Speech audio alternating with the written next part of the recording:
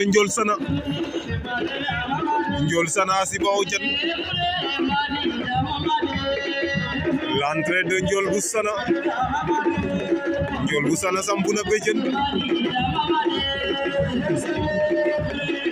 aca l'entrée de Ndiol Sana.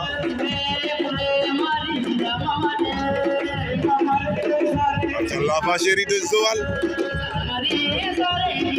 Ndiol Sana Siba Odiane.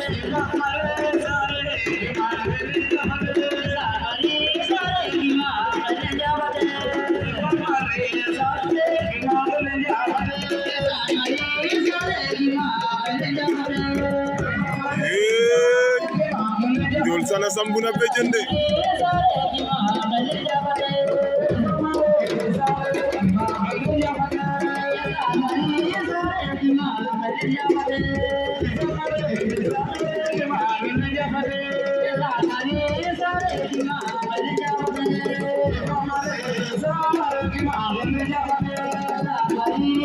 Ndeysaan Diassy Peulh nee na 5 la ko daan, nee na 5 la koy daan bés ni ki tey fii ci arène bi la koy daan 5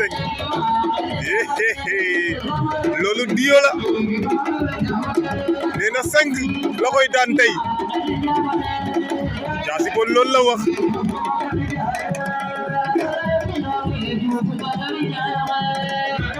waaw jëlal ma Ndiol Sana, waaw Goni Ndiol Sana Diassy Peulh wax nga sooraate.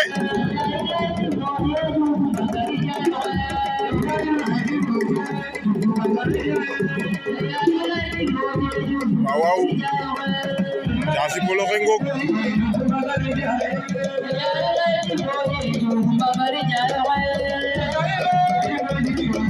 aca l'entrée de El Capo, aca El Capo bu Kër Farba ndeysaan a Siba Odiane jëlal ma Sika Mbaya Goni waaw Goni waaw